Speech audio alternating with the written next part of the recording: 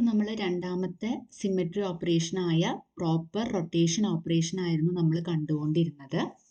അപ്പോൾ നമ്മൾ രണ്ട് എക്സാമ്പിൾസ് ഓൾറെഡി ഡിസ്കസ് ചെയ്തു. അതായത് വാട്ടർ മോളിക്യൂളിൻ്റെ ഡിസ്കസ് ചെയ്തിരുന്നു, അതുപോലെ തന്നെ BF3 മോളിക്യൂളിൻ്റെ നമ്മൾ ഡിസ്കസ് ചെയ്തിരുന്നു. അപ്പോൾ ഇന്ന് നമ്മൾ കാണാൻ പോകുന്നത് HCF4 മോളിക്യൂളിൻ്റെ സിമെട്രി എലമെൻസും അതിൻ്റെ സിമെട്രി ഓപ്പറേഷനുകളൊക്കെയാണ് നമ്മൾ കാണാൻ പോകുന്നത്. അപ്പോൾ ഇതാണ് HCF4 മോളിക്യൂൾ. നോക്കൂ, സിനോൺ ഉണ്ട് നടുക്കിൽ, പിന്നെ 4 ഫ്ലോറിൻ ആറ്റംസും ഉണ്ട്. അപ്പോൾ ഈ മോളിക്യൂളിന് സ്ക്വയർ പ്ലാനാർ ഷേപ്പാണ് ഉള്ളത്. ഓക്കെ, അപ്പോൾ എന്ത് ഷേപ്പാണ് HCF4 മോളിക്യൂളിനുള്ളത്? സ്ക്വയർ പ്ലാനാർ ഷേപ്പാണ് HCF4 മോളിക്യൂളിന് ഉള്ളത്. അപ്പോൾ നമ്മൾ ജസ്റ്റ് നമുക്കൊന്ന് വരച്ച് നോക്കാം.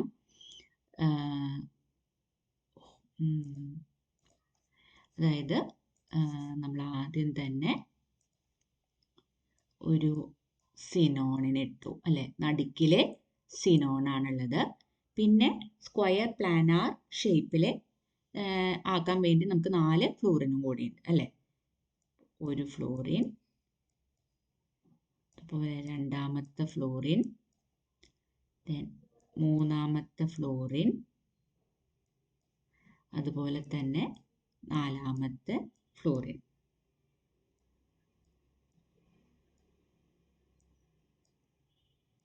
ഓക്കെ, അപ്പൊ ഇതിനൊരു സ്ക്വയർ പ്ലാനാർ ഷേപ്പാണ് വരുന്നത്.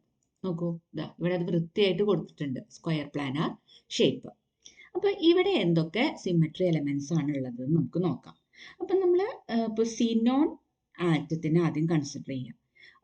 അപ്പോൾ ഏതൊക്കെ തരം റൊട്ടേഷനുകൾ നടത്തിയാലാണ് നമുക്ക് ഇൻഡിസ്റ്റിങ്വിഷബിൾ ആയിട്ടുള്ള ഈക്വലന്റ് കോൺഫിഗറേഷൻസ് കിട്ടണമെന്നാണല്ലോ നമ്മൾ കണ്ടുപിടിക്കുന്നത് സിമെട്രി ഓപ്പറേഷൻസിലെ. അപ്പോൾ നമ്മൾ ആദ്യം തന്നെ സിനോൺ ആറ്റത്തിനെ കൺസിഡർ ചെയ്യാം.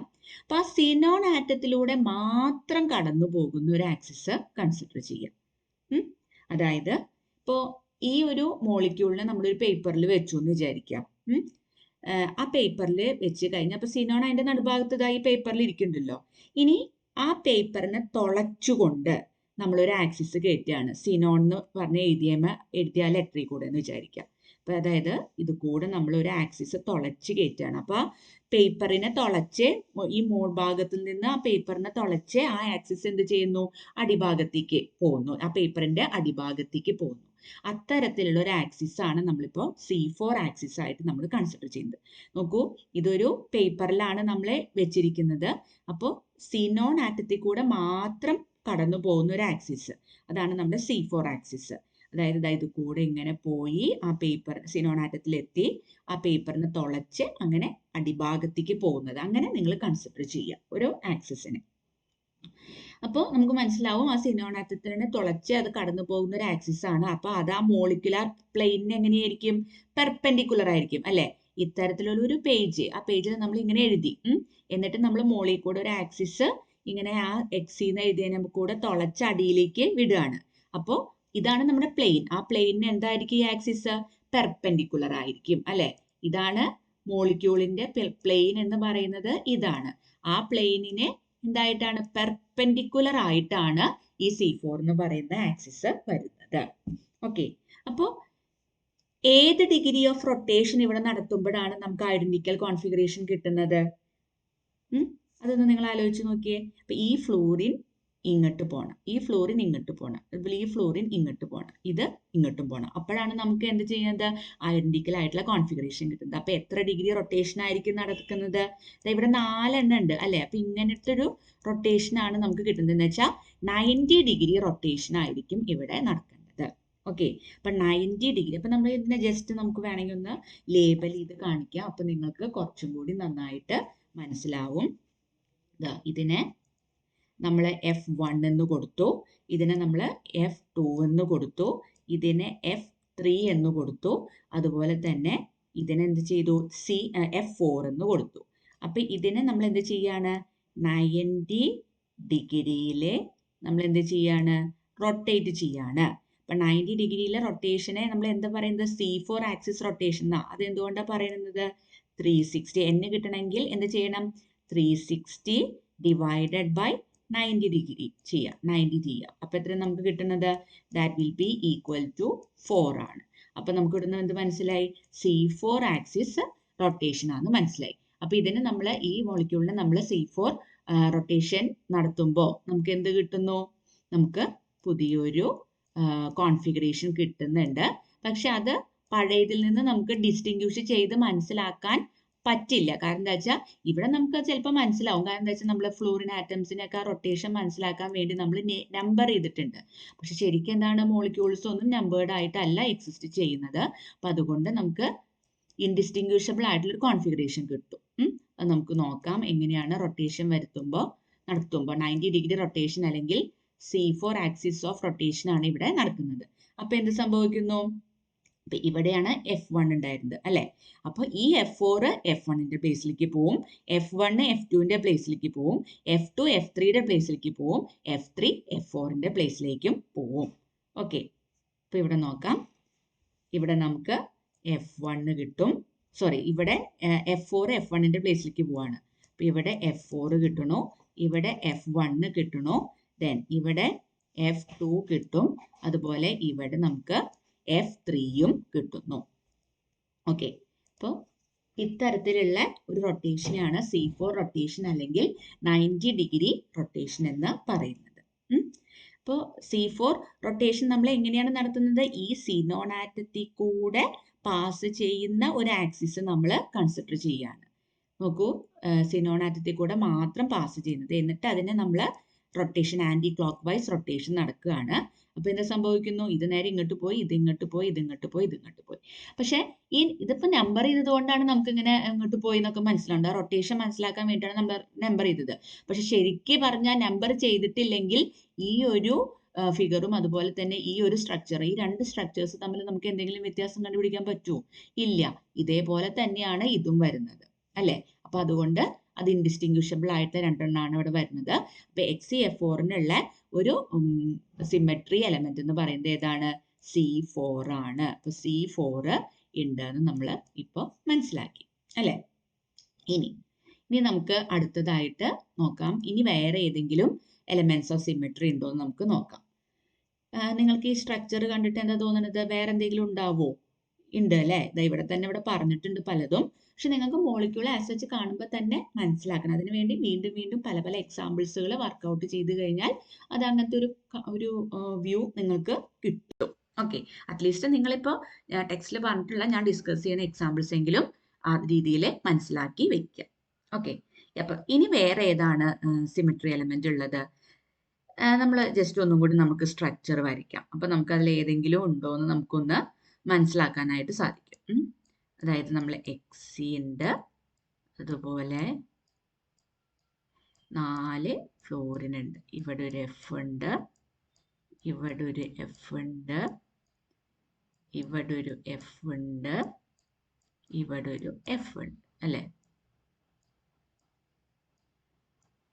സ്ക്വയർ പ്ലാനാർ ആണ് കേട്ടോ ശരിക്കും സ്ട്രക്ചർ വരുന്നത്. അത് നല്ല വൃത്തിയിൽ വേണം നിങ്ങൾ നോട്ട്ബുക്കിലൊക്കെ വരയ്ക്കാനായിട്ട്.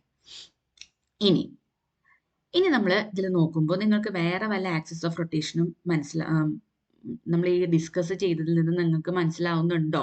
ഒരെണ്ണം നമ്മളിപ്പോൾ കണ്ടു അല്ലെ? C4 ഉണ്ട് എന്ന് പറഞ്ഞു. ഇവിടെ ഇത് കൂടെ സിനോണിൽ കൂടെ മാത്രം പാസ് ചെയ്യുന്നത്. ഇനി നിങ്ങളൊന്ന് ആലോചിച്ച് നോക്കുക. അപ്പൊ സിനോണും ഉണ്ട് 2 ഫ്ലോറിൻ ആറ്റംസും. ഇങ്ങനെ ഒരു ആക്സിസിൽ കൂടെ ഒരു റൊട്ടേഷൻ നടത്തിയെന്ന് നിങ്ങൾ ആലോചിച്ച് നോക്കുക.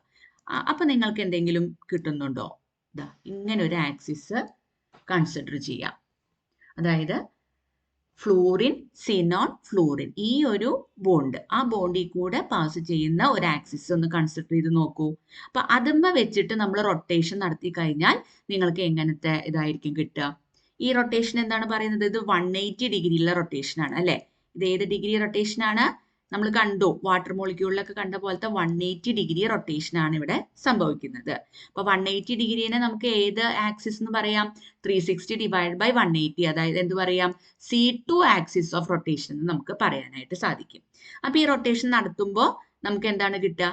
ഈ ഒരു ആക്സിസിമ പിടിച്ചിങ്ങനെ ആന്റി ക്ലോക്ക് വൈസ് ആയിട്ട് അങ്ങ് തിരിക്കുകയാണ് ചെയ്യുന്നത് അല്ലെ? അപ്പൊ എന്ത് വരും? ഈ ആക്സിസിമിലുള്ള ആറ്റംസ് ഒക്കെ അതുപോലെ തന്നെ നിൽക്കും. ഈ ആറ്റം ഇങ്ങോട്ട് പോകും. ഈ രണ്ട് ആറ്റംസ് അങ്ങോട്ടും ഇങ്ങോട്ടും അതിന്റെ പൊസിഷൻസ് ഇന്റർചേഞ്ച് ചെയ്യും. കാരണം എന്താ വെച്ചാൽ ഇവിടെ കൂടെയാണ് നമ്മൾ ഒരു ആക്സിസ് ഇടുന്നത്. ആ ആക്സിസുമ വെച്ചിട്ടാണ് നമ്മൾ ഈ മോളിക്യൂളിനെ 180 ഡിഗ്രി റൊട്ടേറ്റ് ചെയ്യുന്നത്. അപ്പോൾ കാണുന്ന ചേഞ്ച് എന്ന് പറഞ്ഞാൽ ഈ ഫ്ലോറിൻ ആറ്റം ഇങ്ങോട്ട് പോവും, ഈ ഫ്ലോറിൻ ആറ്റം ഇങ്ങോട്ടും പോകും. അപ്പൊ നമ്മളിപ്പോ ഇതിനെ നെയിം ചെയ്തെന്ന് വിചാരിക്കും. ഇതിനെ F1, F2, അതുപോലെ ഇതിനെ F3, അതുപോലെ ഇതിനെ F4 എന്ന് ജസ്റ്റ് നമുക്ക് മനസ്സിലാവാൻ വേണ്ടി നമ്മൾ നെയിം ചെയ്തു എന്ന് വെക്കുക. അപ്പൊ നമുക്ക് ആ C2 ഓപ്പറേഷൻ നടത്തിയിട്ട് നമുക്ക് എന്താണ് കിട്ടുക എന്ന് നമുക്കൊരു ഐഡിയ കിട്ടും. അതായത് സിനോൺ ഉണ്ട്, അതുപോലെ തന്നെ 4 ഫ്ലോറിൻ ഉണ്ട് അല്ലെ. ഇവിടെ ഒരു ഫ്ലോറിൻ ഉണ്ട്, ഇവിടെ ഒരു ഫ്ലോറിൻ ഉണ്ട്, ഇവിടെ ഒരു ഫ്ലോറിൻ ഉണ്ട്, ഇവിടെ ഒരു ഫ്ലോറിൻ ഉണ്ട്. ഇനിയിപ്പോ ഈ ആക്സിസുമ്മ കൂടെയാണ് റൊട്ടേഷൻ നടത്തുന്നത് എന്ന് വെച്ചാൽ എന്ത് സംഭവിക്കുന്നു? ഇതിന് വല്ലതിനും വ്യത്യാസം ഉണ്ടോ? ഇതും വ്യത്യാസമില്ല. കാരണം വെച്ചാൽ ആ ആക്സിസുമ്മ കൂടെയാണ് നടക്കുന്നത് അല്ലെ. അപ്പൊ ഇതിനെ നമുക്ക് 4 ആയിട്ട് തന്നെ കിട്ടും. അതുപോലെ ഇതിനെന്തായിട്ട് കിട്ടും? 2 ആയിട്ട് തന്നെ കിട്ടും അല്ലെ. പക്ഷെ ഇതും അങ്ങോട്ട് ഇന്റർചേഞ്ച്. അപ്പൊ ഇത് F1 ആവും, ഇത് F3 ആയിരുന്നു, അതിന് പകരം ഇത് F1 ആവും, ഇതെന്തായിട്ട് മാറും? F3 ആയിട്ട് മാറും. അപ്പൊ ഇതാണ് ഒരു type C2 axis of rotation എന്ന് പറയുന്നത്. ഇനി നിങ്ങൾ ഒന്ന് കൺസിഡർ ചെയ്യുക. അപ്പൊ ഇത് ഒരെണ്ണം കഴിഞ്ഞു കേട്ടോ, ഇത് കഴിഞ്ഞു. ഇനി അടുത്ത ഒരു ചാൻസ് ആണ് നമ്മൾ നെക്സ്റ്റ് ഡിസ്കസ് ചെയ്യാൻ പോകുന്നത്. വേറെ ഒരു type C2 axis of rotation consider ചെയ്യുക. അതായത് നമ്മൾ ഇത് കൂടെയാണ് എടുക്കുന്നത് കരുതുക. ഇതിനെ നമ്മൾ മാറ്റിയിട്ട് ഇത് കൂടെ മാത്രം ഈ F3 C0 F1 ആ ആക്സിസിമ്മ കൂടെയാണ് നമ്മൾ C2 റൊട്ടേഷൻ നടത്തുന്നതെന്ന് വിചാരിക്കുക. അപ്പൊ നമുക്ക് എന്തായിരിക്കും നമുക്ക് പ്രോഡക്റ്റ് കിട്ടുന്നത്? എന്താ കിട്ടുക? ആ ആക്സിസിലുള്ള ആറ്റംസ് എന്ത് ചെയ്യണോ അതുപോലെ തന്നെ നിൽക്കുന്നു. ഓക്കെ, അപ്പൊ നമുക്ക് എന്ത് കിട്ടും? പ്രോഡക്റ്റ് ആയിട്ട് എന്ത് കിട്ടും? ഒരു സിനോൺ ഉണ്ടായി, പിന്നെ 4 ഫ്ലോറിൻ തന്നെയാണ് ഇവിടെയും വരുന്നത്. Florin, florin, florin, then florin അല്ലേ. എന്നിട്ട് നമ്മൾ സ്ക്വയർ പ്ലാനാർ ആയിട്ട് നമ്മൾ സ്ട്രക്ചർ വരയ്ക്കണം. ഓക്കെ, അപ്പോൾ ഈ ആക്സിസുമ്മ കൂടിയാണ് നമ്മൾ 180 ഡിഗ്രി റൊട്ടേഷൻ, അതായത് C2 ആക്സിസ് ഓഫ് റൊട്ടേഷൻ നടക്കുന്നത്. അപ്പൊ ആ ആക്സിസിലുള്ള ആറ്റംസിന് എന്തെങ്കിലും ചേഞ്ച് സംഭവിക്കുമോ? ഇല്ല. ഇത് എന്തായിട്ട് നിൽക്കും? F3 ആയിട്ട് തന്നെ നിൽക്കും. അതുപോലെ ഇത് ഏതായിട്ട് നിൽക്കും? F1 ആയിട്ട് തന്നെ നിൽക്കും. പക്ഷെ ഈ രണ്ടെണ്ണത്തിനായിരിക്കും വ്യത്യാസം വരിക. അതായത് ഈ മഞ്ഞ ആക്സിസിൽ കൂടിയാണ് രണ്ടാമത്തെ ടൈപ്പ് റൊട്ടേഷൻ നടത്തുന്നത്. അപ്പൊ ഉണ്ടാവുന്ന റിസൾട്ട് ആണ് ഞാനിപ്പോൾ ഇവിടെ എഴുതണത്. അപ്പോൾ F2ന്റെ പ്ലേസിൽ എന്ത് വരും? F4 വരും. അതുപോലെ F4ന്റെ പ്ലേസിൽ എന്ത് വരും? F2 വരും. ഓക്കെ, അപ്പോൾ എന്ത് നമുക്ക് പറയാനായിട്ട് സാധിക്കും? രണ്ട് ടൈപ്പ്. ഇപ്പൊ നമ്മൾ രണ്ട് ടൈപ്പ് നമ്മൾ കണ്ടു കഴിഞ്ഞു. രണ്ട് ടൈപ്പ് C2 റൊട്ടേഷൻ. അപ്പോൾ XeF4 എന്ന് പറയുന്ന മോളിക്യൂളിൽ നമ്മൾ ആദ്യം കണ്ടിരുന്നു എന്താണ്? C4 axis of rotation. That is the axis passes only through the xenon atom അല്ലെ. C4 ആക്സിസ് ഓഫ് റൊട്ടേഷൻ നമ്മൾ കണ്ടു.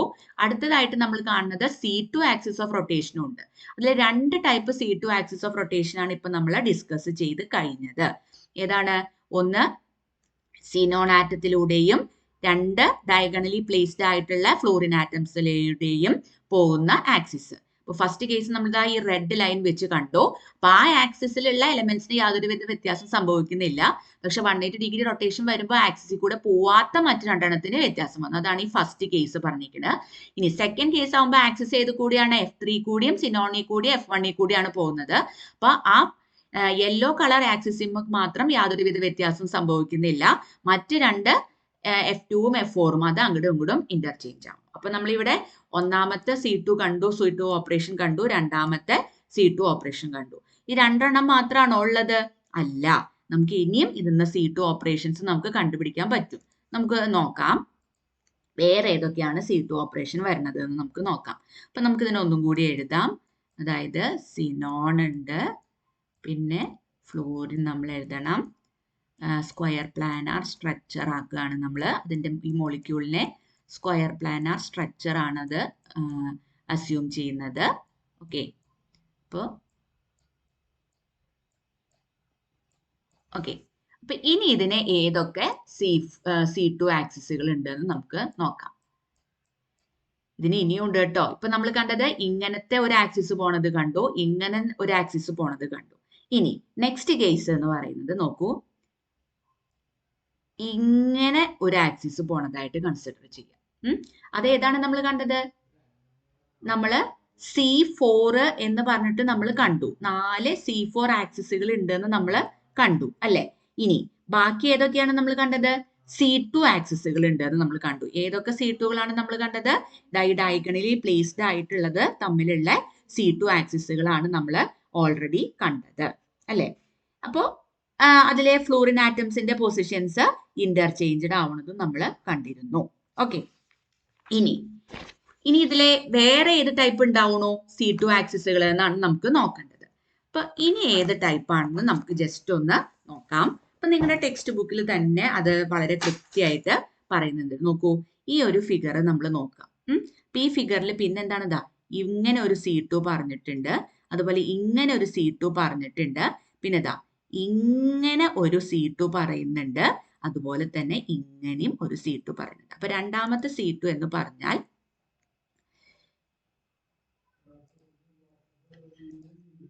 നമുക്ക് കൃത്യമായിട്ട് ഒന്നും കൂടി വരയ്ക്കാം. നേരത്തെ വരച്ച ഫിഗർ അത്ര വൃത്തിയായിരുന്നില്ല. അപ്പൊ നമുക്ക് ഒന്നും കൂടിയും കൃത്യമായിട്ട് വരച്ചാലാണ് അത് കൃത്യമായിട്ട് അങ്ങ് നിങ്ങൾക്ക് മനസ്സിലാവുള്ളൂ.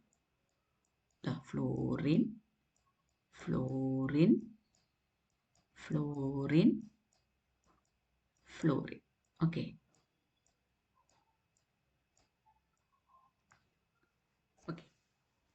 ഇതാണ് നമ്മുടെ XeF4 ആയിട്ടുള്ള മോളിക്യൂൾ. ഓക്കെ, അപ്പൊ ഇനി ഒരു C2, ഇപ്പൊ നമ്മൾ ഇങ്ങനെ ഒരു C2 കണ്ടു, ഇങ്ങനെ ഒരു C2 കണ്ടു. ഇനി അടുത്ത C2 എങ്ങനെയായിരിക്കും? ഞാനൊരു മഞ്ഞ കളറിൽ അത് വരയ്ക്കാം. ഇങ്ങനെ ഒരു ആക്സിസ് കൺസിഡർ ചെയ്യും. അതായത് സിനോണിൽ കൂടെ പോകുന്നുണ്ട്, മാത്രല്ല ഈ ഓപ്പോസിറ്റ് എഡ്ജിൽ കൂടിയും അതുപോലെ ഈ ഓപ്പോസിറ്റ് എഡ്ജിൽ കൂടിയും അത് പാസ് ചെയ്യുന്നുണ്ട്. അത്തരത്തില് നമുക്ക് എന്ത് ചെയ്യാനായിട്ട് സാധിക്കും? C2 ഓപ്പറേഷൻ നമുക്ക് നടത്താനായിട്ട് സാധിക്കും. അതാണ് ഒരു പോസിബിലിറ്റി എന്ന് പറഞ്ഞാൽ. ഓക്കെ, അതാണ് ഒരു പോസിബിലിറ്റി എന്ന് പറഞ്ഞാൽ. ഇനി വേറൊരു പോസിബിലിറ്റി എന്താണ്? വേറൊരു പോസിബിലിറ്റി എന്താന്ന് വെച്ചാൽ നോക്കൂ, ഇങ്ങനെ ഒരു ഇത് കൺസിഡർ ചെയ്യാം. അതായത് ഈ സിനോണിൽ കൂടി പോകുന്നുണ്ട്. വേറെ കളർ പെൻസിൽ കൊണ്ട് ഞാൻ ആക്കാം. ഇങ്ങനെ സിനോണിൽ കൂടി പോകുന്നുണ്ട്. അതിന്റെ മറ്റ് രണ്ട് ഓപ്പോസിറ്റ് എഡ്ജുകളാണിത് അല്ലെ? ആ മോളിക്യൂളിന്റെ രണ്ട് ഓപ്പോസിറ്റ് എഡ്ജുകളാണിത്. അപ്പൊ ഇങ്ങനെയും നമുക്ക് എന്ത് ചെയ്യാം? ഒരു C2 ഓപ്പറേഷൻ നമുക്ക് നടത്താനായിട്ട് സാധിക്കും. ഓക്കെ, അപ്പോൾ ഇങ്ങനെ ആദ്യത്തെ കേസ് നമ്മൾ ഈ മഞ്ഞ നിറം കൊണ്ട് കാണിച്ചില്ലേ? അങ്ങനെ C2 ഓപ്പറേഷൻ നടത്തുമ്പോൾ ഈ ഫ്ലൂറിൻ ആറ്റംസ് തമ്മിൽ പൊസിഷൻസ് ഇന്റർചേഞ്ച്ഡ് ആവും എല്ലാം തമ്മിൽ. ഇനി ഈ കറുപ്പ് ലൈനിന്റെ C2 ഓപ്പറേഷൻ നടത്തുമ്പോൾ ഇങ്ങനെയും ഇന്റർചേഞ്ച്ഡ് ആവും, അതുപോലെ ഈ ഫ്ലൂറിൻസ് തമ്മിലും ഇന്റർചേഞ്ച്ഡ് ആവും. ഓക്കെ, അപ്പൊ ഇത്തരത്തില് അങ്ങനെ ഇപ്പൊ ഈ കേസിൽ തന്നെ നമുക്ക് മനസ്സിലായി 4 C2കൾ ഉണ്ട് എന്ന് മനസ്സിലായി. ഒരെണ്ണം ഇങ്ങനെ ഉള്ള 180 ഡിഗ്രി റൊട്ടേഷൻ, ഇനി ഒരെണ്ണം ഇങ്ങനെയുള്ള 180 ഡിഗ്രി റൊട്ടേഷൻ. അപ്പൊ 2 എണ്ണായി.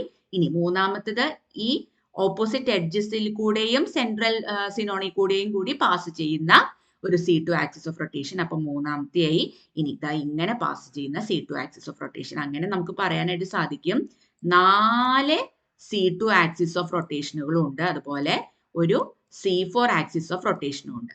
ഈ C4 എന്ന് പറഞ്ഞാൽ നമ്മൾ ഫസ്റ്റ് തന്നെ നമ്മൾ ഡിസ്കസ് ചെയ്തിരുന്നു.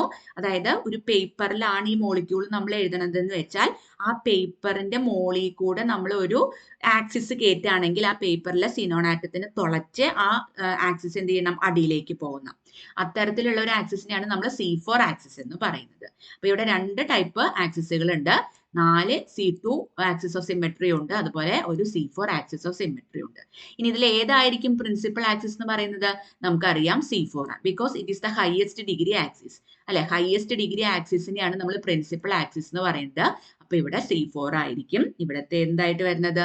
പ്രിൻസിപ്പൽ ആക്സിസ് ആയിട്ട് വരുന്നത്.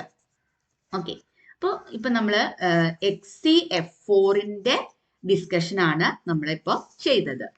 ഇപ്പൊ XeF4ന്റെ ഷേപ്പും നമ്മൾ കണ്ടു കഴിഞ്ഞു. ഓക്കെ, ഇനി നെക്സ്റ്റ് നമുക്കൊരു കാര്യം ചെയ്യാം. ഏകദേശം ഇത് ഇങ്ങനെ ഒരു സെൻട്രൽ ആയിട്ടുള്ള ഒരു ആറ്റവും അതുപോലെ 4 ഐഡന്റിക്കൽ ആറ്റംസും വരുന്ന നെക്സ്റ്റ് ഒരു എക്സാമ്പിൾ നമുക്ക് നോക്കാം. XeF4ന് സ്ക്വയർ പ്ലാനാർ ഷേപ്പ് ആയിരുന്നു അല്ലെ? ഇനി ഇത് ഏത് മോളിക്യൂൾ ആണ്? C ഉണ്ട്, H ഉണ്ട്, H ഉണ്ട്, H ഉണ്ട്, H ഉണ്ട്. ഏതാ? CH4 അല്ലെ? CH4 മോളിക്യൂൾ ആണ്. ഇനി നമ്മൾ പറയാൻ പോകുന്നത്. ഓക്കെ, ഈ CH4 മോളിക്യൂൾ എന്ന് പറഞ്ഞാൽ അതിന്റെ ഷേപ്പ് എന്ന് പറഞ്ഞാൽ സിമെട്രിക്കൽ ടെട്രാഹെഡ്രൽ മോളിക്യൂൾ ആണ്.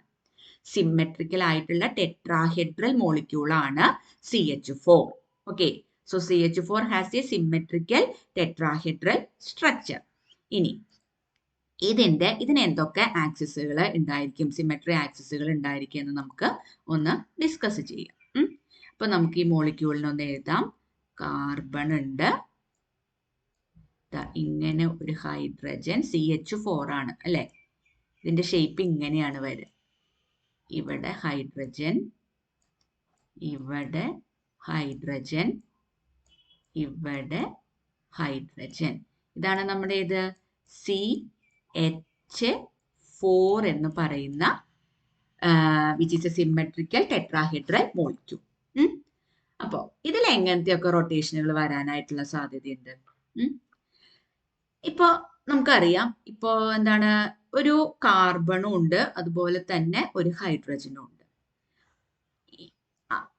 4 ഹൈഡ്രജനും ഉണ്ട്. അതിൽ ഒരു കാർബണും ഒരു ഹൈഡ്രജനിൽ കൂടിയും പാസ് ചെയ്യുന്ന ഒരു ആക്സിസ് നമ്മൾ കൺസിഡർ ചെയ്യും. അതായത് ഈ കാർബണിൽ കൂടെയും ഈ ഹൈഡ്രജനിൽ കൂടെയും പാസ് ചെയ്യുന്ന ഒരു ആക്സിസ് നമ്മൾ കൺസിഡർ ചെയ്യുക. ഓക്കെ, അപ്പോൾ ഇത് തമ്മിലുള്ള ആംഗിൾ എന്ന് പറയുന്നത് ഏകദേശം സിമെട്രിക്കൽ ടെട്രാഹെഡ്രൽ സ്ട്രക്ചർ ആണെങ്കിൽ 120 ഡിഗ്രി ആണ് വരിക. അപ്പോൾ n എന്ന് പറയുന്നത് എത്രയായിട്ട് വരും? 360 ഡിവൈഡഡ് ബൈ 120 വരും. അതായത് n ഈസ് ഈക്വൽ ടു 3 എന്ന് പറഞ്ഞ് നമുക്ക് കിട്ടും അല്ലെ. അപ്പൊ ഇങ്ങനെ ഒരു ആക്സിസുമ വെച്ചിട്ട് നമ്മൾ 120 ഡിഗ്രിയിൽ റൊട്ടേഷൻ നടത്തിയാൽ നമുക്ക് ഈ ഹൈഡ്രജൻസ് തമ്മിൽ ഡിസ്റ്റിങ്വിഷ് ചെയ്യാൻ പറ്റുമോ? ഇല്ല. നമ്പർ ചെയ്ത് കഴിഞ്ഞാൽ ചിലപ്പോൾ നമുക്ക് ഡിസ്റ്റിങ്വിഷ് ചെയ്യാൻ പറ്റും. പക്ഷെ ശരിക്കും മോളിക്യൂൾസ് ഒന്നും നമ്പേർഡ് ആയിട്ടല്ല അത് എക്സിസ്റ്റ് ചെയ്യുന്നത്.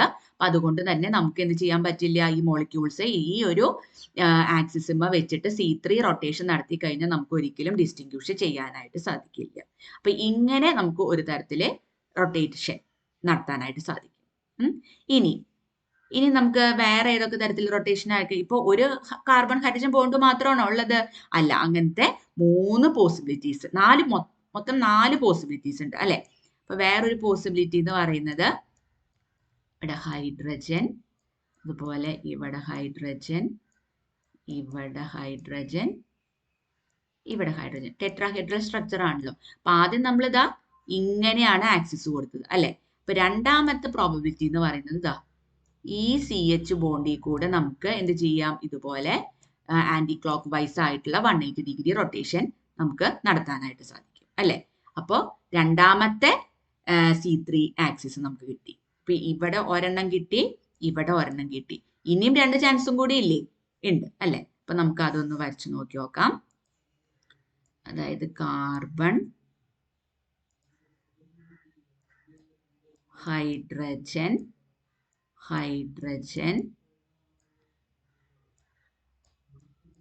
ഹൈഡ്രജൻ, അതുപോലെ ഹൈഡ്രജൻ. അപ്പൊ ഇനി അടുത്ത ചാൻസ് ഏതാണ്? ഈ കാർബണിൽ കൂടെയും ഹൈഡ്രജനിൽ കൂടെയും പാസ് ചെയ്യുന്ന ഒരു C3 ആക്സിസുമ വെച്ച് നമുക്ക് 120 ഡിഗ്രി റൊട്ടേഷൻ നടത്തിയാലും നമുക്ക് എന്ത് കിട്ടും? ഇൻഡിസ്റ്റിങ്വിഷബിൾ ആയിട്ടുള്ള കോൺഫിഗറേഷൻ കിട്ടും അല്ലെ. അപ്പൊ മൂന്നാമത്തെ പോസിബിലിറ്റി, മൂന്നാമത്തെ C3 ആക്സിസ് കണ്ടു. ഇനി ഇത് മാത്രമല്ല, നാലാമത്തെ ഒരു ഹൈഡ്രജനും CH ബോണ്ടും കൂടി ഉണ്ട് അല്ലെ. അപ്പൊ 4 C3 ആക്സിസുകൾ ഉണ്ട് എന്ന് നമുക്ക് പറയാനായിട്ട് സാധിക്കും. അപ്പൊ നമ്മൾ നാലാമത്തെയാണ് C3 ആക്സിസുമുള്ള റൊട്ടേഷൻ ആണ് നമ്മളിപ്പോ കാണാൻ പോകുന്നത്. ഈ C3 ആക്സിസുമ വെച്ച് ഇതുപോലെ നമുക്ക് ആന്റി ക്ലോക്ക് വൈസ് ആയിട്ട് 180 ഡിഗ്രി റൊട്ടേഷൻ നമുക്ക് കൊടുക്കാനായിട്ട് സാധിക്കും. ഓക്കെ, അപ്പോൾ ഇത് ഒന്നാമത്തെ C3, ഇത് രണ്ടാമത്തെ C3 ആക്സിസ് ഓഫ് റൊട്ടേഷൻ, ഇത് മൂന്നാമത്തെ C3 ആക്സിസ് ഓഫ് റൊട്ടേഷൻ, അതുപോലെ ഇത് നാലാമത്തെ C3 ആക്സിസ് ഓഫ് റൊട്ടേഷൻ. അപ്പൊ നമുക്ക് പറയാനായിട്ട് എന്ത് സാധിക്കും? 4 C3 ആക്സിസുകൾ ഉണ്ട് എന്ന് നമുക്ക് പറയാനായിട്ട് സാധിക്കും. ഈ 4 C3 ആക്സിസുകൾ മാത്രമാണോ ഉള്ളത്? അതോ മീഥേന്റെ കേസിൽ ഇനി വേറെ ഏതെങ്കിലും ആക്സിസുകൾ ഉണ്ടോ? ഉണ്ട്. മീഥേന്റെ കേസിൽ ഇനിയും ആക്സിസുകൾ ഉണ്ട്. അതിന് മനസ്സിലാക്കാനായിട്ട് നമുക്ക് ജസ്റ്റ് ഒരു ക്യൂബ് വരച്ചു നോക്കണം. ആദ്യം തന്നെ ആ ക്യൂബിന്റെ ഉള്ളില് നമ്മൾ എന്ത് ചെയ്യണം?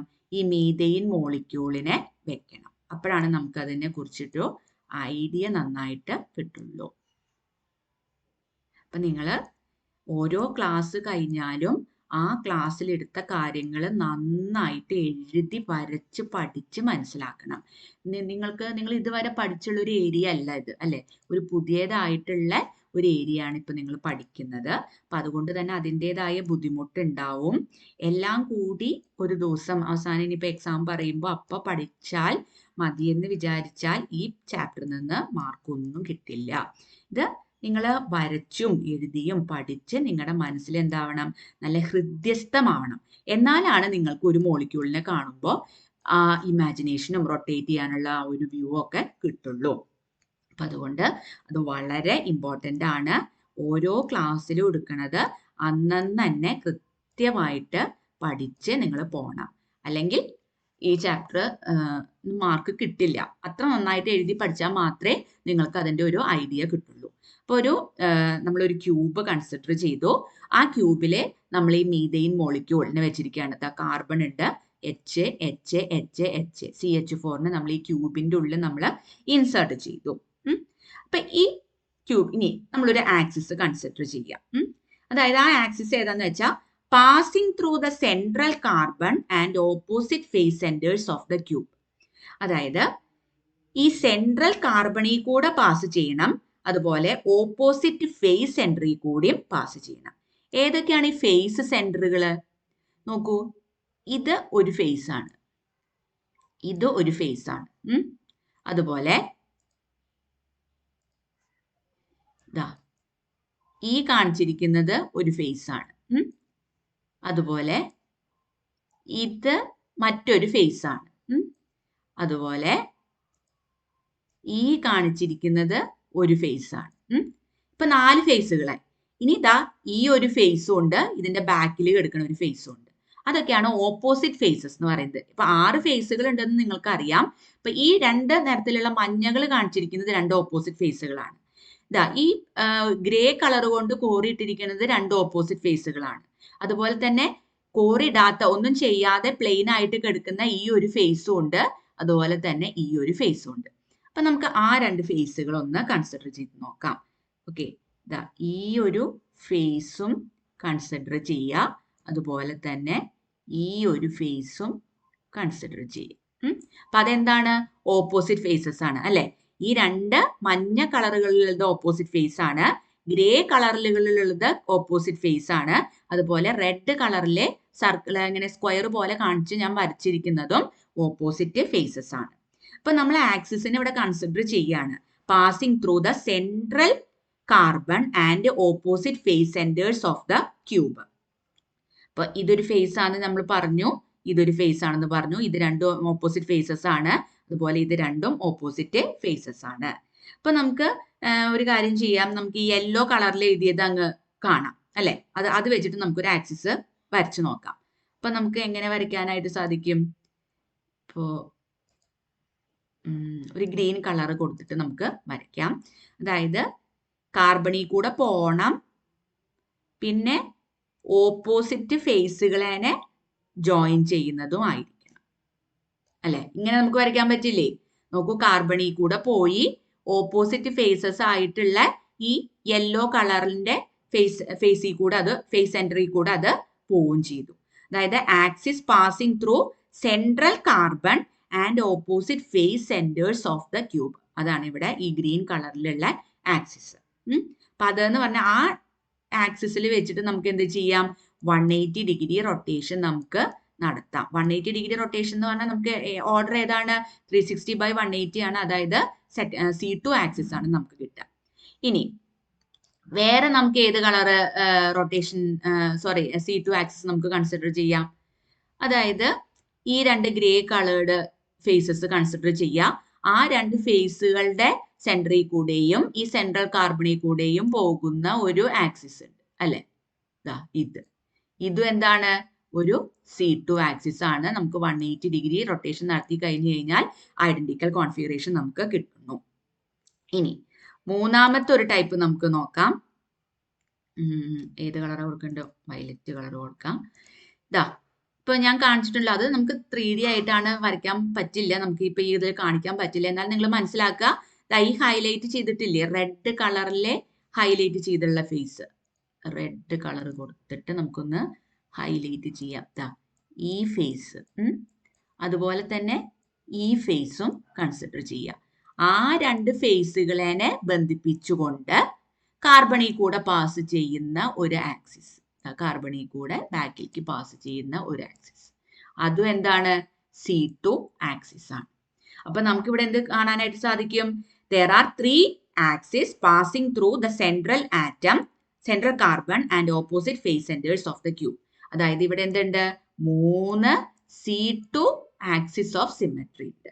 അപ്പൊ നമ്മള് മുൻപ് കണ്ടു എന്ത്, 4 C3 ആക്സിസ് ഓഫ് സിമെട്രി ഉണ്ടെന്ന് നമ്മൾ കണ്ടു. അതുപോലെ തന്നെ മീഥൈന്റെ കേസിലെ 4 C3 ആക്സിസ് ഓഫ് സിമെട്രിയോട് കൂടെ തന്നെ 3 C2 ആക്സിസ് ഓഫ് സിമെട്രിയും ഉണ്ട്. മൊത്തം എത്ര എണ്ണം ഉണ്ട്? 3 C2 ആക്സിസ് ഓഫ് സിമെട്രിയും ഉണ്ട്, 4 C3 ആക്സിസ് ഓഫ് സിമെട്രിയും ഉണ്ട്. ഇതിൽ ഏതായിരിക്കും principal axis? Highest degree symmetry axis ആണ് പ്രിൻസിപ്പൽ ആക്സിസ്. അപ്പോൾ നമുക്ക് പറയാനായിട്ട് സാധിക്കും C2 ഉം C3 ആണുള്ളത്. അപ്പോൾ ഇവിടെ C3 ആക്സിസ് ആണ് എന്ത്, സിമെട്രി, പ്രിൻസിപ്പൽ ആക്സിസ് എന്ന് നമുക്ക് പറയാനായിട്ട് സാധിക്കും. ഓക്കെ, അപ്പൊ ഇത് മനസ്സിലായി എന്ന് കരുതുന്നു. അപ്പൊ നമ്മൾ ഇന്ന് മെയിൻ ആയിട്ട് 2 എണ്ണാണ് ഡിസ്കസ് ചെയ്തത്. നമ്മൾ XeF4നെ കുറിച്ചിട്ടാണ് ആദ്യം നമ്മൾ ഡിസ്കസ് ചെയ്തത് അല്ലെ. അപ്പൊ അതിന്റെ C4 ആക്സിസ് നമ്മൾ കണ്ടു, അതുപോലെ തന്നെ C2കള് 4 ഉണ്ടെന്നത് നമ്മൾ കണ്ടു. പിന്നെ അടുത്തതായിട്ട് നമ്മൾ ഡിസ്കസ് ചെയ്തത് മീഥൈന്റെ കേസാണ്. മീഥൈന്റെ കേസിലെ ഇതുപോലെ 4 C3കൾ ഉണ്ടെന്ന് നമ്മൾ കണ്ടു, അതുപോലെ 3 C2കൾ ഉണ്ടെന്ന് നമ്മൾ കണ്ടു. അപ്പൊ ഇത് ക്ലാസ് കേട്ടിട്ട് മാത്രം കാര്യമില്ല, നിങ്ങൾ വീണ്ടും വീണ്ടും വീണ്ടും റിപ്പീറ്റ് ചെയ്ത് ഓരോ എക്സാമ്പിളിന്റെ കേസും വരച്ച് നോക്കണം. എങ്കിൽ മാത്രമേ അത് നിങ്ങളുടെ മനസ്സിൽ നിൽക്കുള്ളൂ. കുറച്ച് ടഫുള്ള ഭാഗമാണ്. അപ്പൊ അത് വീണ്ടും റിപ്പീറ്റഡ് ആയി നിങ്ങൾ വരച്ച് പഠിക്കുക. അത് മാത്രമേ ഇത് മനസ്സിൽ നിൽക്കാനുള്ള ഒരു മാർഗമുള്ളൂ. അങ്ങനെ വൺസ് ഇത് ഈ ഒരു ഐഡിയ അങ്ങ് കിട്ടിക്കഴിഞ്ഞു കഴിഞ്ഞാൽ പിന്നെ ഏത് മോളിക്യൂൾസിനെ എടുത്താലും നിങ്ങൾക്ക് അത് ഈസി ആയിട്ട് ആൻസർ ചെയ്യാനായിട്ട് സാധിക്കും. ഓക്കെ.